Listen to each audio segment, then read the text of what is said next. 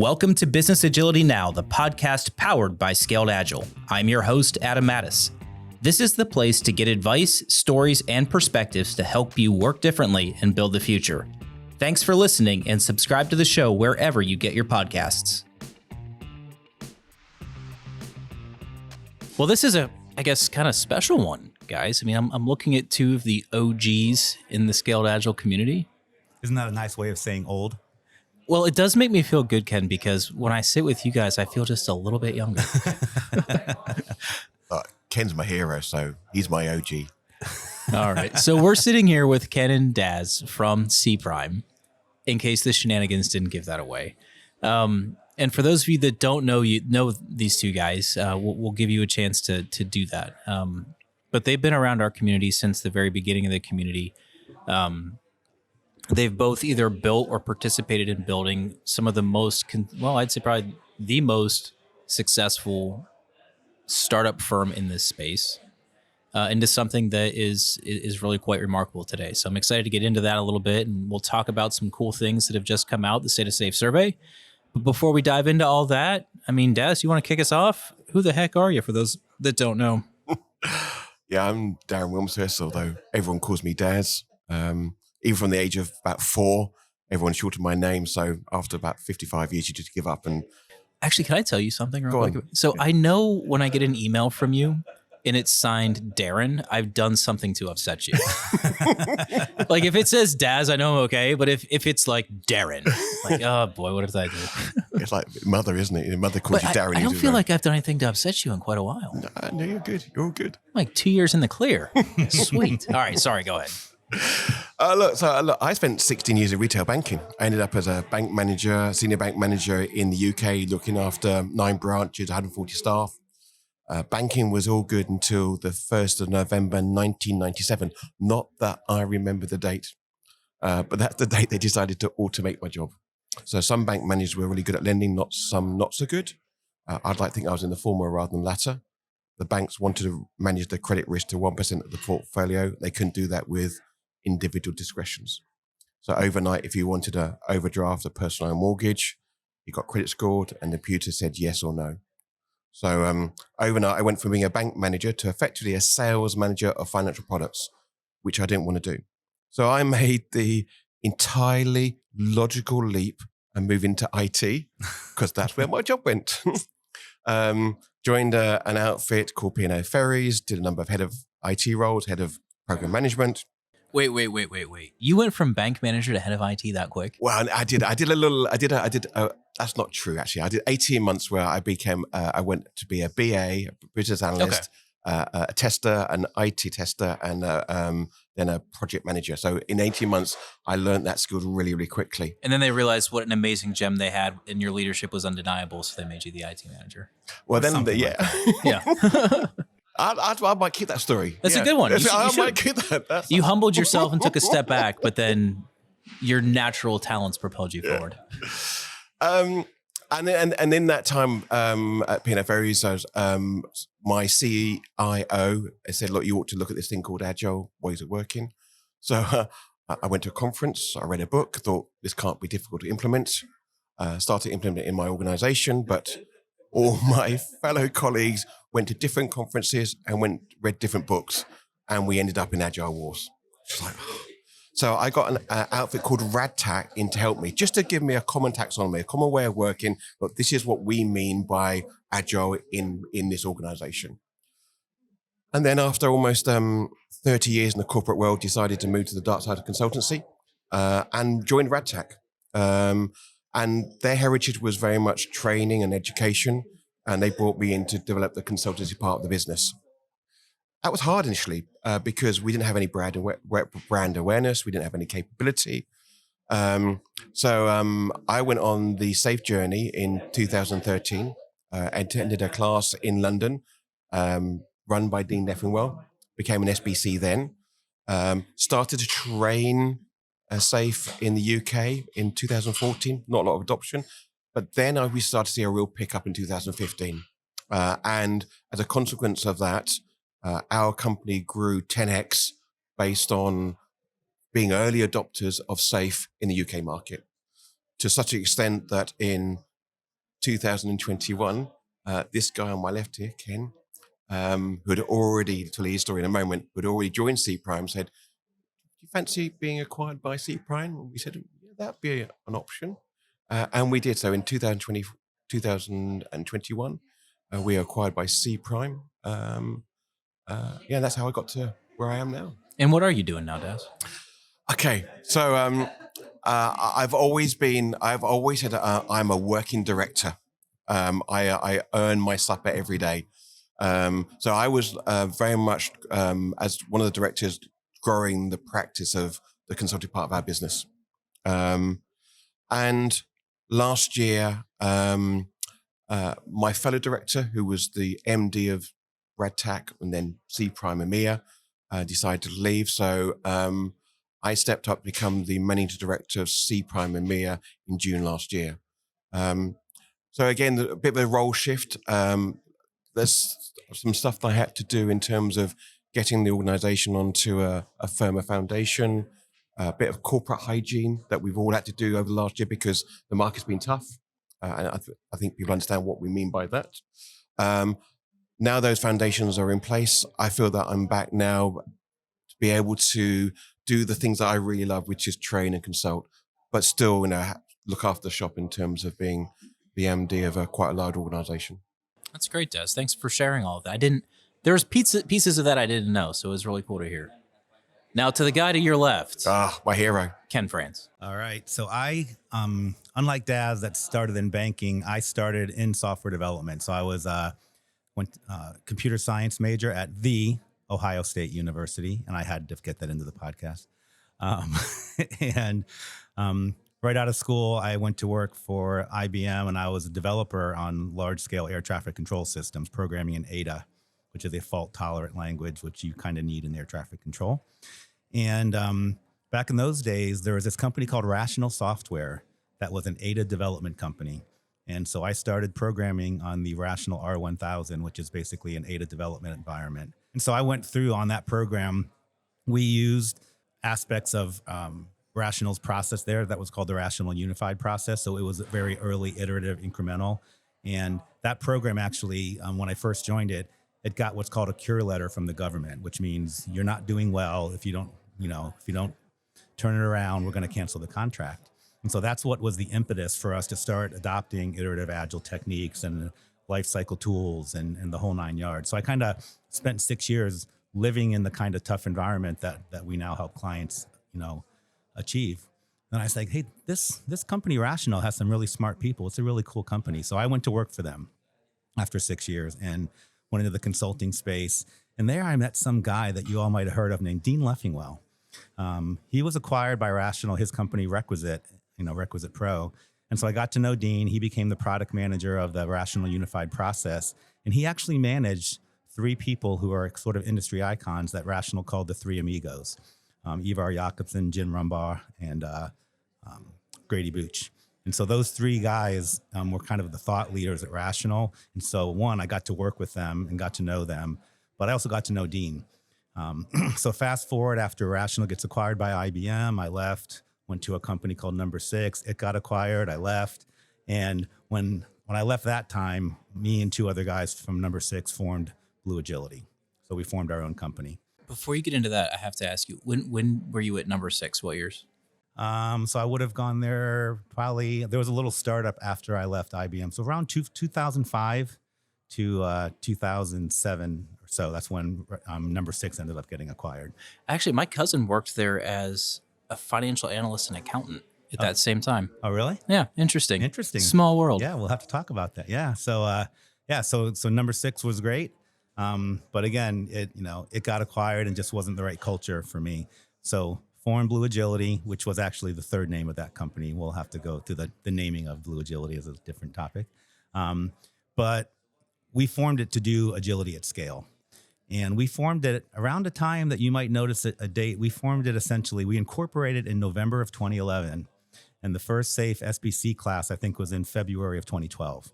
So knowing what Dean was up to, I jumped in that first class, immediately had a client that I went and convinced them to use SAFe. And I launched, 5 or 6 release trains right after that. So a year later, when the SPCT program came outside of Scaled Agile to Mint Partners as SBCT. I was in that first class. And because I had gotten so much actual experience in the framework, I walked out of Immersion Week as a T. So I was actually the first T outside of Scaled Agile in the market. And over the next 5 years, we really built a brand by helping clients adopt SAFe. And then in 2017 or 2016, had met Cprime, who was looking to really expand their more team level Agile practice, into SAFe, and hit it off with the CEO, and we got acquired in August of 2017. And so basically I then, just to give you an idea of how the growth of SAFe happened then, the business of Blue Agility doubled the first year, doubled the second year, doubled the third year until COVID hit. And then we all know things slowed down at that point. But just the expansive growth that happened through that time period was great to see. And as Daz said, then eventually, we met at the various SAFe events, and we had a good experience through that acquisition trail and convinced Daz to do the same. And what you notice, Adam, is that I've been following Ken ever since. I followed him as SBC, I followed him as SBCT, I followed him as a fellow, and I followed him as acquisition, always about 2 years after you did it. So is it fair to say that you're going to retire about 2 years after Ken? He's hoping that's the other way around. He's going to break the trend. Yeah. Oh. Well, that's great, guys. I mean, I've known of you and you both for a lot of years now, and I've known your stories, but it's cool to hear you tell your stories, right? I mean, I think what makes these conversations interesting is knowing what their path has been, because I think there's a lot of people that think things have to be very linear.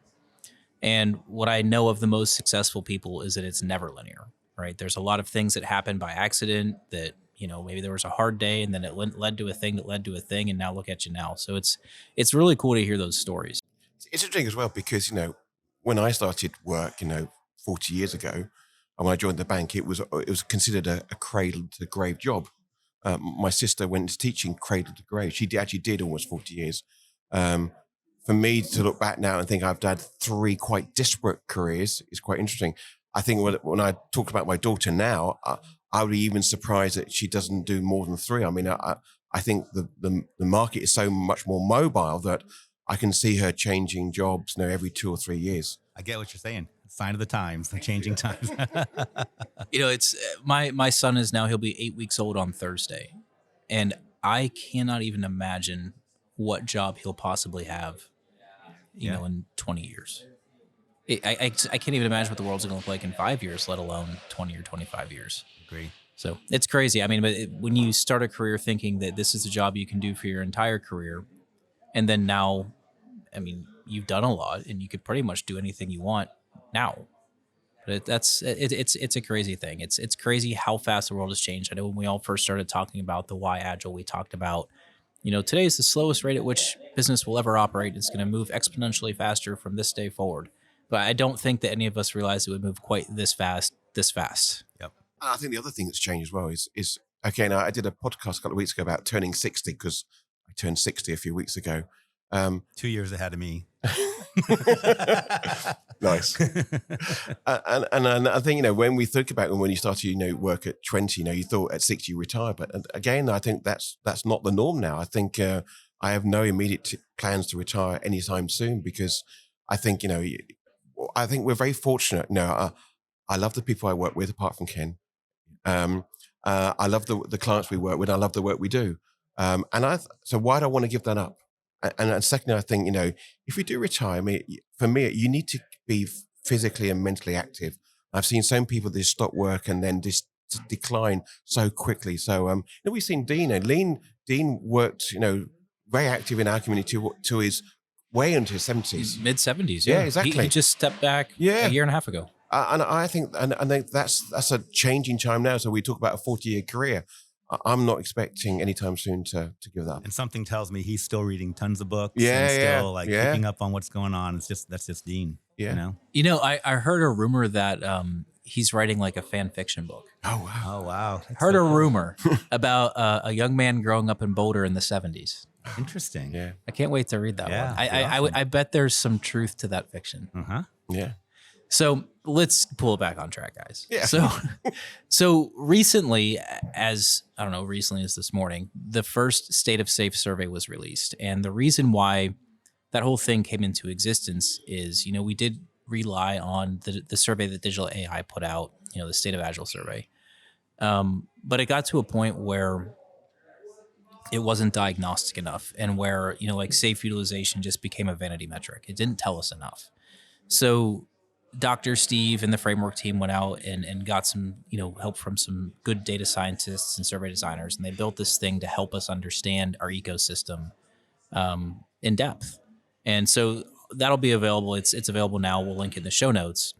But I think one of the things that was, I don't know if it was surprising, but the most eye-opening was the importance of LPM and the struggle of LPM. What do you guys think about that? Look, not a surprise. Actually, I think got hats off to Scheduling for doing the survey, and I think in terms of the report, not just painting a pretty picture about how great safe is, but warts and all. I think that's really important. We talk about honesty and transparency, and I think having that in the safe survey was really important. One of the things that was probably not a surprise was that only 33% had achieved mastery in LPM. Why? Why is it so difficult to achieve? But it probably requires some of the hardest changes at that level. But let's wind the clock back a little bit. When we started on our safe journeys, we'd start with maybe launching some arts, and then we launch some more arts and then more arts. And at some point we go, actually, we now need a portfolio cover to sit across those arts. So it sort of came later in the journey. What we're finding now is actually that we're leading with lean portfolio management rather than it being something that we do at the end. And why is that? I think for a number of reasons. All organizations that we go and see, they have more demand than they have capacity. They don't know how to prioritize their work based on economics. They don't know how to connect strategy to execution.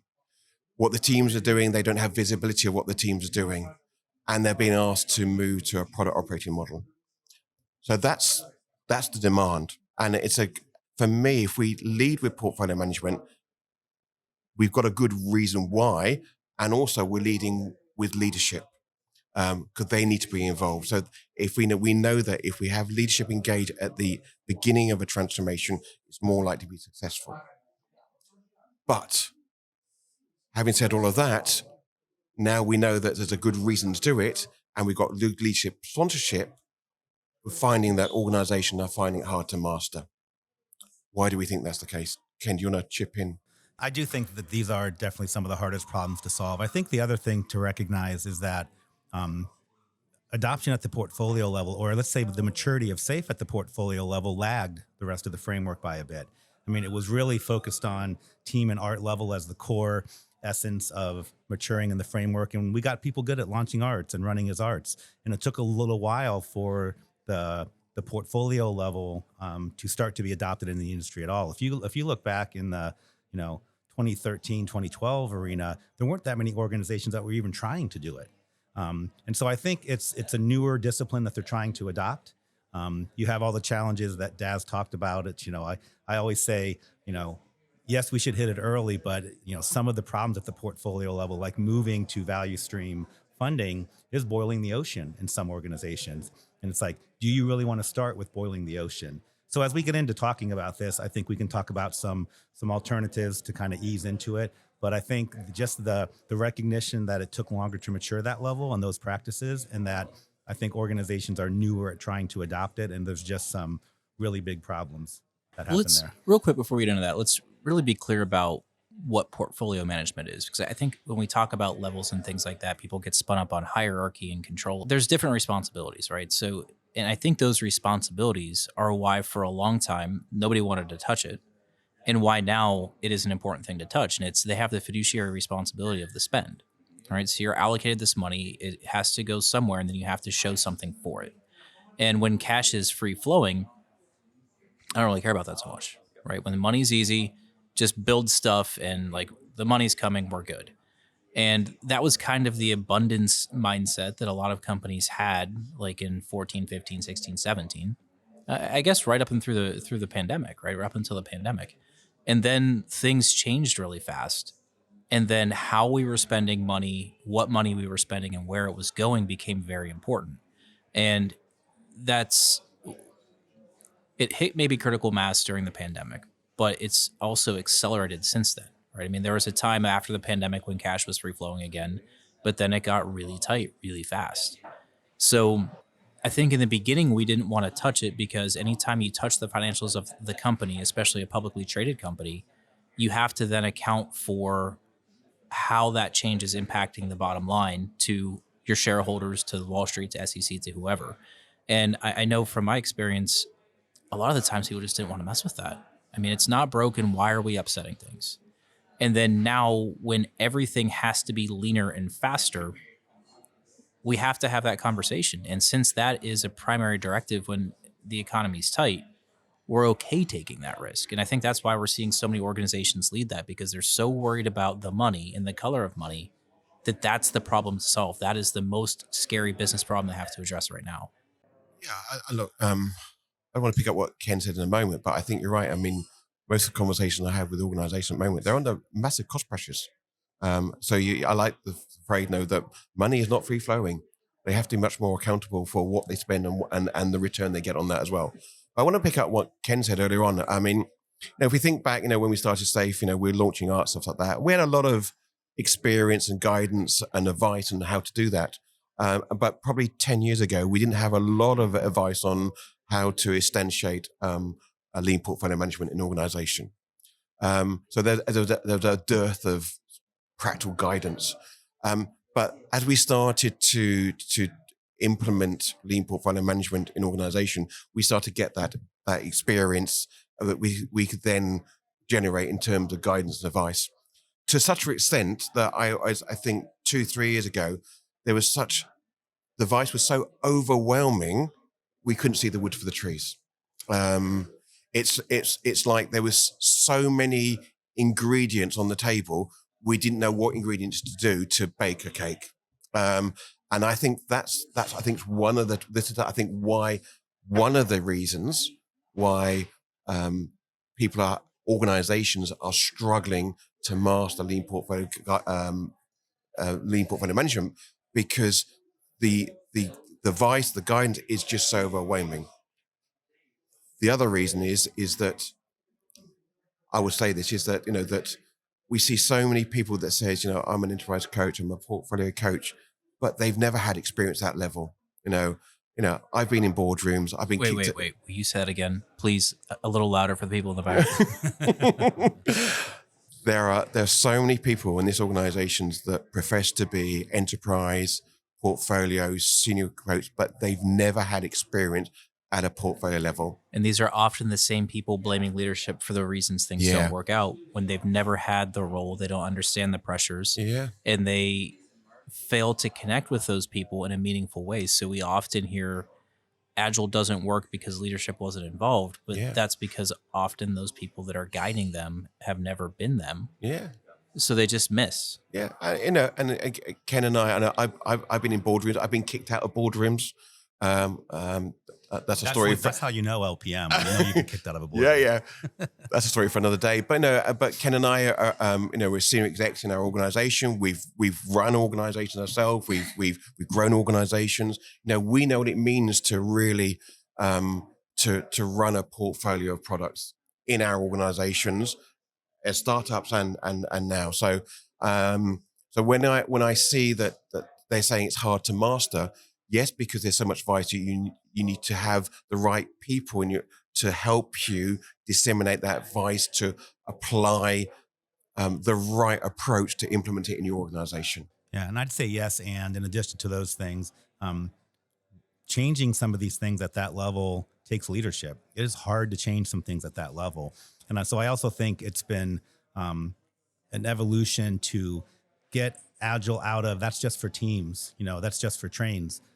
As a senior leader, I don't need to be agile. I need you all to be agile. So I think just the maturing of the mindset of leadership that no, if you really want to truly get the full benefit out of this, change has to happen very high in the organization and the way we think about prioritizing and funding and flowing that work to the teams. So I think it's also just an evolution and maturing at the leadership level too. I've also seen in a lot of Fortune 500 organizations. I mean, these are smart people in these roles, right? They don't look at this and not get it.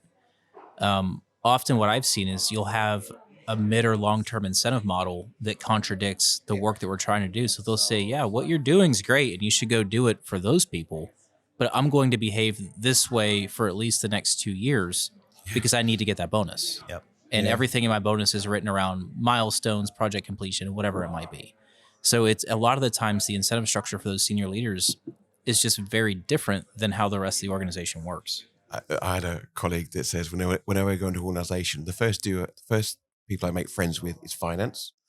Straight after that is HR, because then they will control a lot of those bonus structures and the way that they're operated. But yes, definitely need to look at both. I think so. I recognize this problem about this. There's so much guidance that you couldn't see the wood for the trees.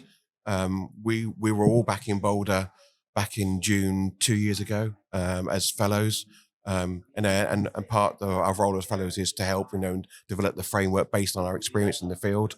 I'm very privileged and proud to be part of that community. And I hypothesized at the time that actually what we need to do, part of the current agenda with SAFE is to simplify, to make it more intuitive and make it more extensible. And my hypothesis at the time that we need to simplify the instantiating and lead portfolio management.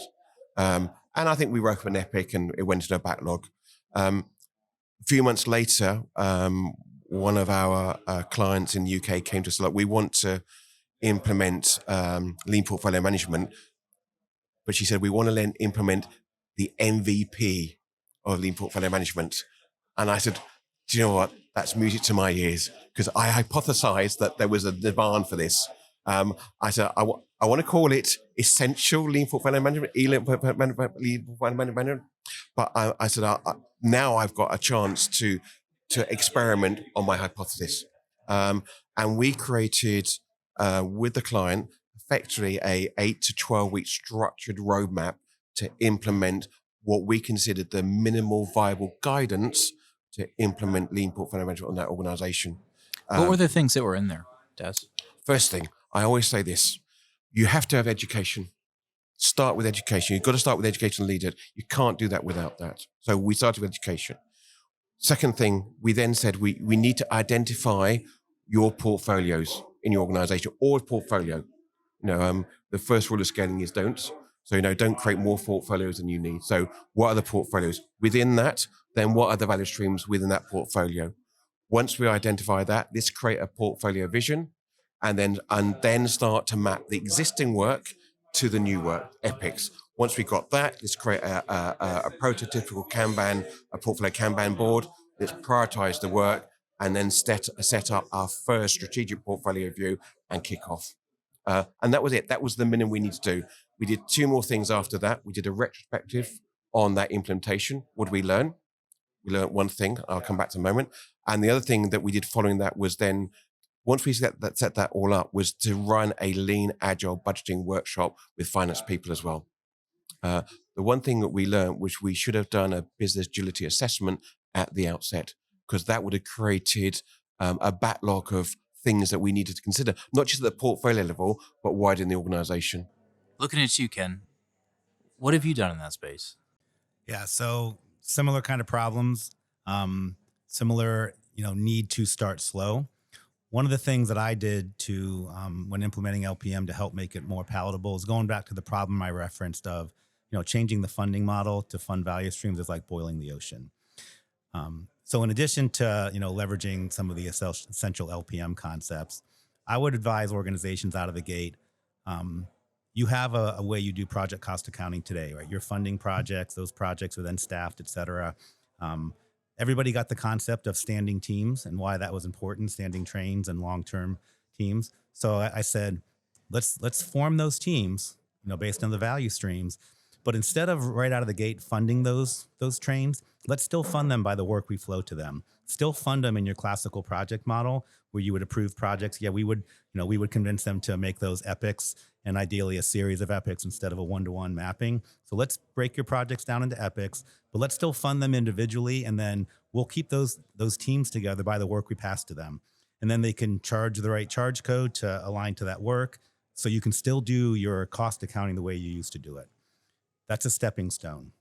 So then as you get good at keeping those teams together, as you get good at understanding how to flow work to them, then you can say, boy, wouldn't this be a whole lot easier if we just funded these guys for 6 months, 2 PIs. And so slowly move them to that boiling the ocean. So heat up the ocean a little bit at a time, basically. But I found that to be a very effective way to step into LPM without trying to do too much up front. So based on what we saw in the survey, I mean, what other kind of quick tips do you guys have for those that are experimenting with portfolios? So maybe if you're in that 33%, or I guess it was 77% that are struggling or that are still learning, what are some things that they could start doing or looking at now to, I mean, as Ken said, start boiling the ocean a little slower? I think the other thing, and Ken will chime in on this big time, I think, as well, is that, look, we talked about some of the problems we see. We can't connect strategy to execution. And we don't have visibility of what the teams are doing. And we see that there are so many, even at the team level, there might be a variety of tool sets that have been used by the teams that are not aligned, not consistent. And understanding what the teams are working on, their portfolio is very difficult. And we see a lot of manual exporting of spreadsheets and stuff like that to try and understand what the teams are doing. So for us, a key platform or key plank of what we're doing is saying, no, you do need a tool that's configured to allow you to understand or connect strategy execution, but also understand what all the teams are doing at the team level.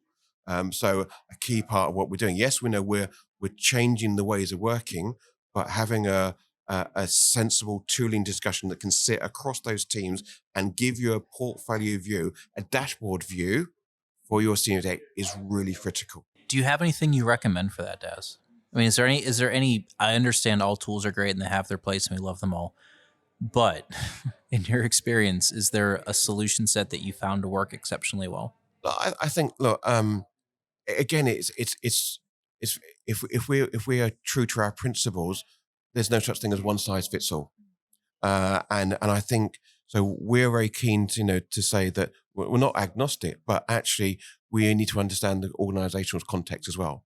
So for me, if there is a big ServiceNow estate already in place, why wouldn't you not consider SPM from ServiceNow? That makes sense to do that. You might all be paying for that module. You might have you might be a real big fan of Jira. So again, and if you're adopting SAFe, then Jira Align sits very nicely on top of Jira in terms of an option as well. The others that we consider, I think, is particularly where you have maybe a lot of different tool sets at team level, and also maybe you're in that transition state where you've got maybe you're moving to a more lean agile way to working and a waterfall way, so you've got hybrid. Then something like Target Process sits very nicely across a range of tools and allows you to govern it in a hybrid state as well. And then, we still got Plan View. Again, we know Dr. McKirsten was part of TaskUp as well. So again, we find there's a lot of organizations have already invested heavily in Plan View. So for us, it's just make sure that we understand your context. You might have a preference. We can make some recommendation. We talk about the pros and cons of it, but let's make sure that we apply the right tool for your context based on what may be the investments you already made in your organization. Ken, I'll throw it back to you. Any quick tips for something some folks could do maybe tomorrow to make LPM a little more digestible? Well, obviously, we touched on it earlier. If If you don't have the expertise in your organization that has experience doing that, seek it, doing it in a lean, agile way. So seek that. Well, and let's really stomp our foot on that too, because it goes back to a point that Daz made earlier. There's a lot of people that say they have experience or that they're a portfolio coach, and the best ones are not going to be the cheapest ones because you're paying for experience. If you want somebody to come in and really help you succeed with LPM, you need someone who's sat on the other side of the equation, right? Someone who's been in those leadership roles, who's made those decisions, who's had the board pressure.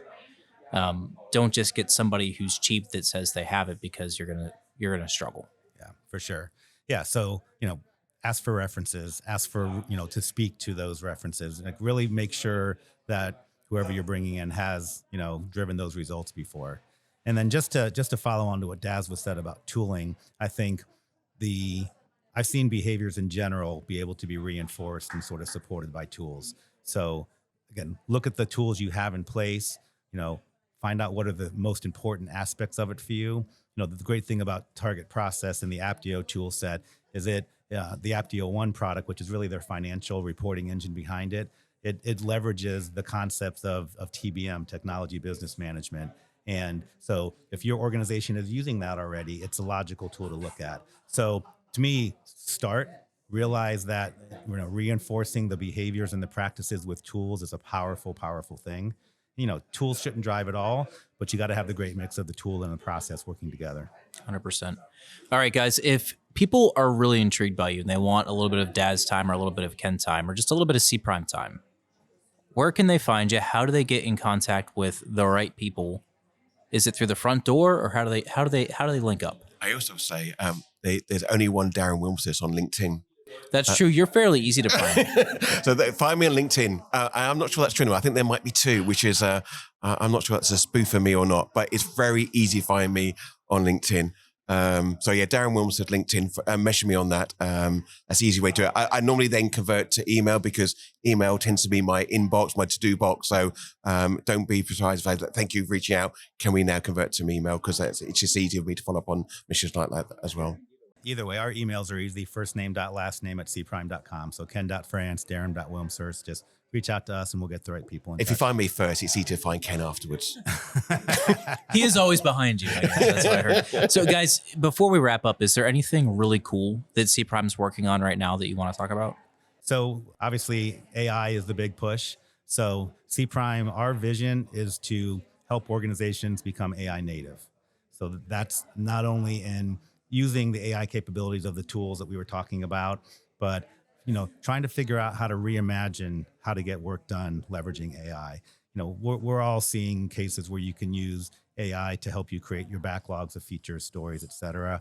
But how can you take it all the way from helping you do market research to identify what you should be doing in your products, to have that feed automatically into your backlog, and then be able to get those products to market faster than you ever thought possible.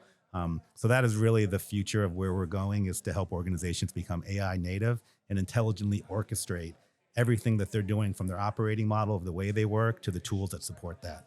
That's exciting stuff, guys. Darren, Daz, Ken, I appreciate it as always. Thank you guys for making the time. And I'm sure we'll see you at a Fellows event coming soon. 20 years' time, we're going to come back, find what your son's doing. How old will you be? Still be working. Be 81, still working. No, thanks, Adam. Guys, thanks again. Cheers. Take care. While I'm sitting in the studio today, I thought I'd take a minute to talk to you about Safe Studio, a game-changing platform for learning and practicing safe, no matter where you are in your safe journey. Picture this: your team streamlined like never before, with common self-paced learning and the right assets at the right time, all at their fingertips. Safe Studio isn't just a tool, it's a breakthrough in aligning your team's effort with your big picture goals. And we've all been there. You go to a training class and you leave with all this energy and great ideas, but you get back to your desk on Monday and you're a little bit lost about how to apply all of that great content to your context. Well, Safe Studio helps you avoid that ambiguity by providing clarity, efficiency, and most importantly, resources to help you hit the ground running in your new way of working. But Safe Studio doesn't stop there. You'll also find tools to connect to the greater Scaled Agile community. simplified course management in the virtual classroom, access to all of our platforms like piplanning.io, Comparative Agility, and others. You'll find templates to facilitate product development activities and safe events, along with toolkits, video tutorials, and good gracious, so much more. Check out Safe Studio today and see for yourself at safe.scaledagile.com. We hope you enjoyed today's episode. If you like what you hear, please refer us to your friends and colleagues and subscribe to the show wherever you get your podcasts. I'm your host, Adam Mattis. See you next time.